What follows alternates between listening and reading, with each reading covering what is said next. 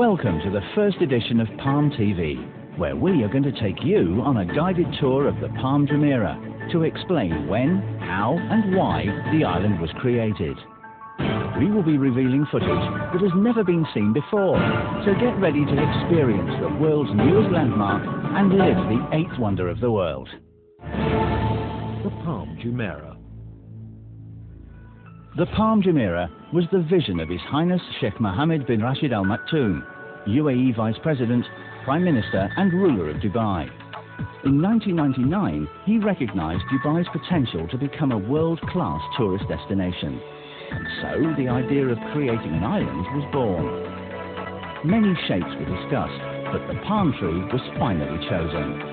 Inspired by Dubai's own heritage, it has long been considered an important source of food and shelter. As well, the shape created the ideal geometry to maximize the amount of new beachfront to be created.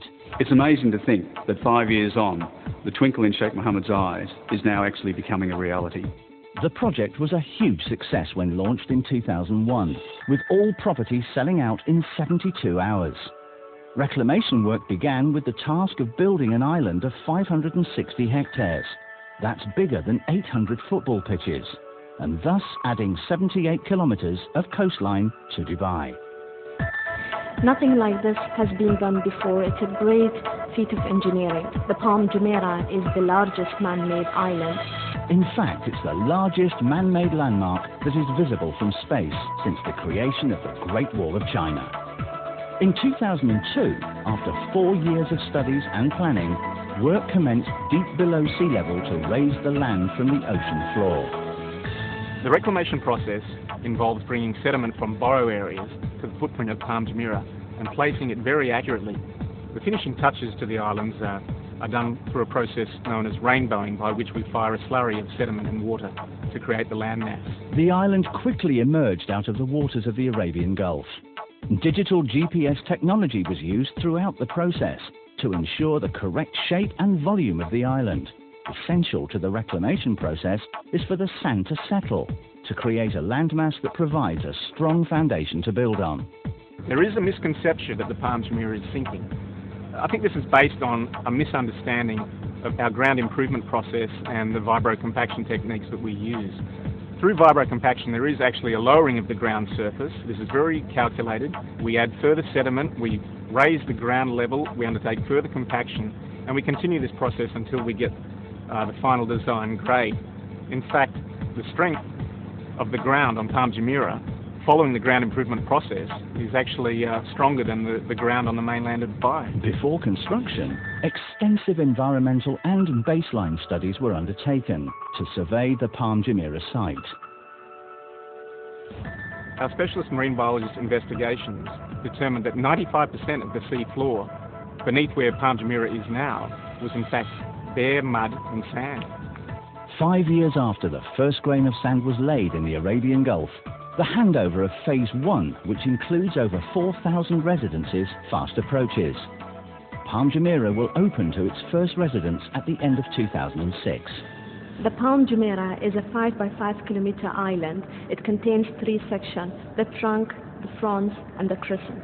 The trunk is a combination of residential and commercial. It includes the 20 shoreline buildings, which is around 2,500 shoreline apartments and 80 penthouses and 5 beach clubs.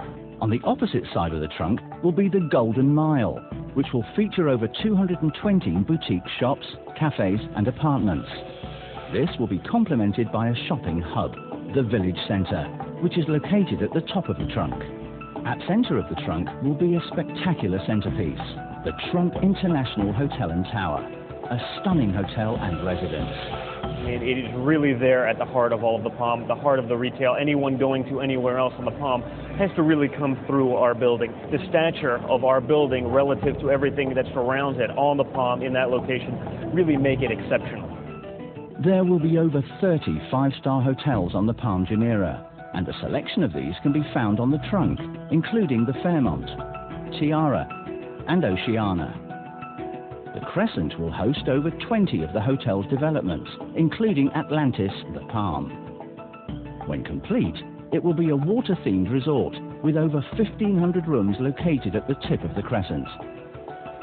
The fronds feature luxury villa developments, which will be ready for occupancy at the end of 2006. There are over 1,350 villas in total in the Phase 1 handover. At the end of the year, the first residents will move in onto PALM Jumeirah. It'll be in a phased fashion, the first 500 by December, with the balance coming through to about June 2007. Each of the fronds will be a gated community, providing privacy and security to its residents.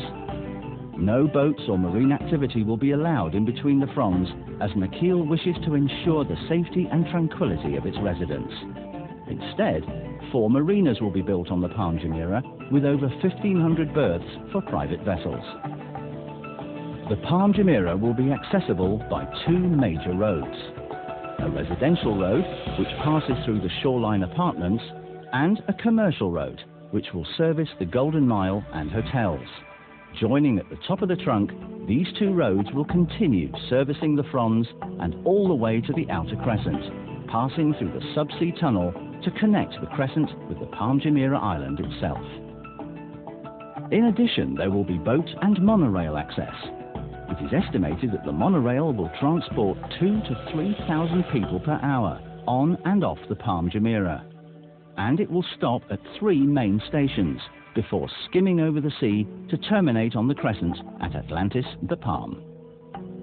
As the construction of Phase 1 nears completion, Nakheel is looking forward to welcoming its first residents to the PALM Jumeirah. We are so proud to be a part of this development and building the history of Dubai and leading His Highness' vision. But the journey doesn't end here, and over the next 3 to 5 years, as the tourism phases develop, the PALM Jumeirah will become one of the world's premier resorts, offering more than 30 beachfront hotels and a wealth of retail and leisure choices. Don't forget to tune in next time, where we will be looking more closely at the development progress on the island and speaking with key architects involved in building the 8th wonder of the world.